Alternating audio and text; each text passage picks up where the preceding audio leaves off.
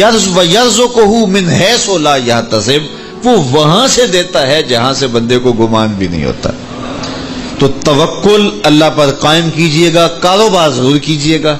توکل یہ ہے کہ آپ وہ کام ضرور کریں لیکن کہیں کہ یہ میرے کام کا نتیجہ نہیں مجھے مل رہا، یہ میرے اللہ کا فضل مجھے مل رہا ہے۔ تو پھر دیکھنا کہ اللہ تعالیٰ کیسے راستے کھولتا ہے۔ تو جب انسان اللہ کے فضل پر توکل قائم کر لیتا ہے تو پھر کام کاج ضرور کرتا ہے لیکن اس کی زندگی کی جو ٹینشن ہے وہ ختم ہو جاتی ہے۔ بندہ کہتا ہے کہ یہ ہے تو میں کرتا ہوں، تو یہ نہیں ہوگا تو یہ نہیں ہوگا، بس وہ جتنا کر سکتا ہے وہ کرے، باقی چھوڑ دے اس پہ، تو پھر وہ خزانہ غیب سے نصیب فرمائے گا۔ اچھا، حضور علیہ السلام نے ایک اور چیز ارشاد فرمائی، بلکہ اپنی امت کے لیے دعا دی، اللہم بارک لامتی فی بکورہا، اے اللہ میری امت کے لیے صبحوں میں برکتیں ڈال دے۔ جو کام صبح کیے جاتے ہیں ان کاموں میں بڑی برکت ہے، جو کام جو ہے وہ دیر سے کیے جاتے ہیں، رات کو کیے جاتے ہیں، دوپہر کے بعد کیے جاتے ہیں، ان میں وہ برکات نہیں رکھی گئی جو حضور کی دعا سے صبح کے کاموں میں برکت رکھی گئی ہے۔ تو اس لیے آپ اپنے کام کاج میں جو ہے وہ صبح کو اس کا آغاز کیجئے، پھر دیکھنا کہ برکتوں کے قافلے کیسے اترتے ہیں، اس لیے کہ میرے حضور کی دعا کبھی مسترد نہیں ہوتی۔ اجابت کا صحرا، عنایت کا جوڑا، دلہن بن کے نکلی دعائے محمد صلی اللہ علیہ وسلم۔ اللہم بارک لامتی فی بکورہا، اے اللہ میری امت کی صبحوں میں برکتیں ڈال دے۔ تو جو کام صبح کے وقت کیے جاتے ہیں اس میں برکت رکھی گئی ہے۔ اگر آپ چاہتے ہیں کہ ہم آسودگی حاصل کریں تو پھر اپنے کاموں کا آغاز صبح سے کیجئے۔ اللہ اکبر، اس کی برکات آپ کو نصیب ہوگی۔ اور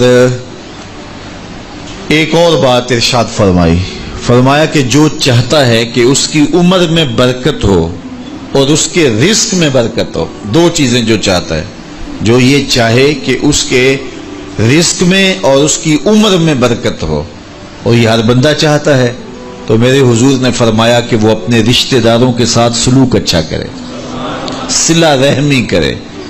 بعض اوقات ہوتا ہے کہ وہ رشتہ داروں کا رویہ اچھا نہیں ہوتا۔ میں آپ کو بتاؤں کہ سب سے بہتر صدقہ کون سا ہے؟ سب سے بہتر صدقہ وہ ہے جو ناراض مفلس رشتہ دار کو دیا جائے، سب سے افضل صدقہ، چونکہ اس میں نفس شامل نہیں ہوگا۔ بندہ کہے گا آپ شریکوں کو دیں، یہ پہلے ہمارے مخالف اور کھڑے ہو جائیں گے، لیکن وہ کسی وجہ سے وہ ہو مجبور گئے، مفلس ہو گئے۔ تو جو مفلس مجبور ناراض رشتہ داروں کو صدقہ دیا جائے، اس میں نفس درمیان میں کھڑا نہیں ہوتا، تو وہ صدقہ اللہ کو بڑا محبوب ہے اور وہ سیدھا سیدھا قبول ہوتا ہے۔ تو جو یہ چاہے کہ میری عمر زیادہ ہو اور میرے رزق میں برکتیں ہوں، تو میرے حضور نے ارشاد فرمایا کہ وہ کیا کرے، وہ اپنے رشتہ داروں کے ساتھ اچھا سلوک کرے۔ صلہ رحمی کی تلقین کی گئی، اس سے آسودگی بھی نصیب ہوتی ہے اور یہ ایک اچھے معاشرے کی تشکیل کی ضمانت بھی ہے، اور اس سے رزق اور عمر میں برکتیں بھی نصیب ہوتی ہیں۔ اچھے اور صالح رزق کے لیے میں نے کل بھی ایک روایت آپ کے سامنے پیش کی تھی، وہ بھی علماء نے لکھی کہ دو بھائی تھے، ایک کام کاج کرتا تھا، دوسرا حضور کے پاس بیٹھا رہتا تھا۔ تو اس نے آ کے شکایت کی کہ حضور یہ میرا بھائی ہے، یہ میرے ساتھ کوئی مدد ہی نہیں کرتا، یہ آپ کے پاس ہی بیٹھا رہتا ہے۔ تو حضور نے فرمایا کہ شاید اللہ اس کے صدقے سے تجھے رزق دیتا ہو۔ تو جو دین کے لیے بھائی لگ جائیں، رشتہ داروں میں، اعزاء و اقربا میں، یا ویسے ہی طلباء کے لیے آپ اگر شامل ہو جائیں، تو پھر وہ آپ کے کاروبار میں، رزق میں برکت کا سبب و ذریعہ ہو جائے گا۔ ایک اور چیز حضور نے فرمائی، حل تنصرون و ترزقون الا بدعفائکم، فرمایا تمہیں جو رزق دیا جاتا ہے اور بعض امور میں تمہاری مدد کی جاتی ہے، اور مشکل حالات ہوتے ہیں، حالات ٹال دیے جاتے ہیں، میرے حضور نے فرمایا تمہیں پتہ ہے وہ ایسا کیوں ہوتا ہے؟ حل تنصرونا و ترزقونا، تمہیں جو رزق بھی دیا جاتا ہے. بعض اوقات ایسا ہوتا ہے ایک بندہ بڑی محنت کرتا ہے نتائج نہیں ملتے، ایک بندے کی تھوڑی محنت ہوتی ہے لیکن دروازے کھلتے چلے جاتے ہیں. مشکل میں پھنس جاتا ہے، کوئی ایسا سبب لگ جاتا ہے کہ راستے کھل جاتے ہیں. تو بندہ کہتا ہے کہ پتہ نہیں یہ کیا ہوا. تو حضور نے فرمایا کیا جانتے ہو حل تنصرونا و ترزقونا، تمہاری یہ جو مدد ہوئی اور تمہیں جو رزق کی کشادگی عطا کر دی گئی یہ کیوں ہوئی ہے پتہ ہے؟ الا بدعفائکم، کہا تم معاشرے کے جن کمزور لوگوں کی مدد کی ہے یہ ان کی دعاؤں کا نتیجہ ہے. اپاہج، کمزور، لاچار، اراملہ، یتامہ، مساکین. یار جب کوئی شخص کسی یتیم کی مدد کرتا ہے اور ان کے گھر میں چولہا جلتا ہے تو عرش کا رب کتنا راضی ہوتا ہے. جب کوئی دکھیے کے کام آتا ہے اور اس کی اعانت کرتا ہے تو پھر وہ راضی ہو جاتے ہیں. غریب پھنسے ہوئے ماں باپ، گھر بیٹی جوان ہو رہی ہے اور بڑھاپے کی طرف اس کا رخ ہو رہا ہے اور ان کے پاس ہمت نہیں ہے کہ ان بیٹی کو اٹھا سکیں، تو کوئی صاحب ثروت چپکے میں جا کے ان کی مدد کر دیتا ہے کہ تیری بیٹی میری بیٹی ہے اور اس کو تو نے گھر کی دہلیز سے اٹھانا ہے. تو پھر وہ ایک دم خوش ہو جاتا ہے اور آسودہ ہو کے اس کا انتظام کرتا ہے اس کی شادی کا. تو کوئی جانتا ہے کہ اس بوڑھے ماں باپ کے دل سے کتنی دعائیں نکلتی ہیں اور اس جو ہے وہ بیٹی کے دل سے کتنی تمنائیں اور کتنی جو ہے وہ نیک جذبات ان اشخاص کے لیے ہوتے ہیں جو ان کی مدد کے لیے کھڑے ہوئے. تو کوئی اس کا وزن ہے؟ کوئی وزن نہیں کر سکتا کہ اللہ تعالیٰ اس کی برکت کتنی عطا کرتا ہے. تو میرے حضور نے ارشاد فرمایا تمہیں جو رزق دیا جاتا ہے، مصائب سے تمہیں بچا لیا جاتا ہے، آتی آتی تکلیف ٹل جاتی ہے، تمہاری نصرت دشمن کے مقابلے میں ہوتی ہے، حاسدین کے مقابلے میں تم کھڑے ہو جاتے ہو. فرمایا تمہیں پتہ ہے یہ تمہیں کیوں ایسا ہوتا ہے؟ فرمایا الا بدعفائکم، جو تمہارے معاشرے کے کمزور لوگ ہیں جن کی تم نے مدد کی، فرمایا یہ ان کی دعاؤں کا نتیجہ ہوتا ہے. ان کے اٹھے ہوئے ہاتھ اللہ کبھی خالی نہیں موڑتا ہے. اس لیے لاچار لوگوں کی، دکھی لوگوں کی، بے بس اور بے آسرا لوگوں کی مدد کے لیے کھڑے ہو جایا کرو. وہ کسی نے کہا تھا کہ بڑوں کی بڑی بڑی خدمتوں سے وہ سکون نہیں ملتا جو چھوٹے چھوٹے لوگوں کی چھوٹی چھوٹی خدمتوں سے مل جاتا ہے. بڑوں کی بڑی خدمتیں بھی کریں تو وہ راضی نہیں ہوتے، لیکن چھوٹوں کی چھوٹی چھوٹی خدمتیں، یار غریب کو تو پیار سے کھڑا کر کے اس کے پشت پہ شفقت کا ہاتھ پھیر دیں تو وہ سارا دن خوشی سے گزار دیتا ہے کہ آج جو ہے وہ فلاں صاحب نے مجھے تکریم دی ہے، مجھے عزت دی ہے. تو میرے حضور نے فرمایا کہ تمہاری یہ جو مدد ہوتی ہے اور رزق دیا جاتا ہے یہ تمہارے کمزوروں کی وجہ سے اللہ تعالیٰ تمہارے اوپر کرم فرماتا ہے. اچھا، ایک اور ذریعہ رزق کے اضافے کا حضرت عبداللہ ابن مسعود رضی اللہ تعالی عنہ کی مرویات سے. یہ حضرت عبداللہ ابن مسعود جلیل القدر صحابی ہیں.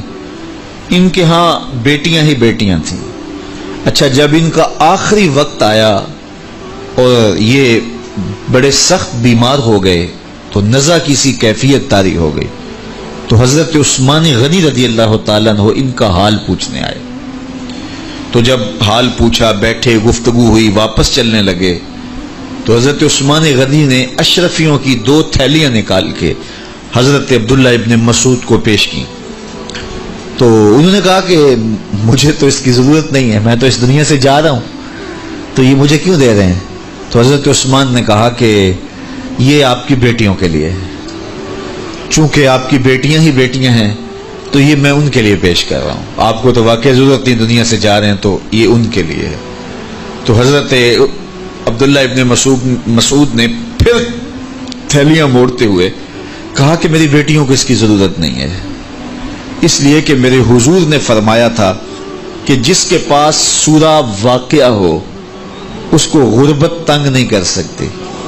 تو میری بیٹیاں رات کو سونے سے قبل 1 مرتبہ سورہ واقعہ ضرور پڑھتی ہیں، اس لیے تم میری بیٹیوں کے بارے پریشان نہیں ہونا. اللہ کے فضل سے انہیں غربت تنگ نہیں کرے گی، ان کے پاس سورہ واقعہ جو موجود ہے.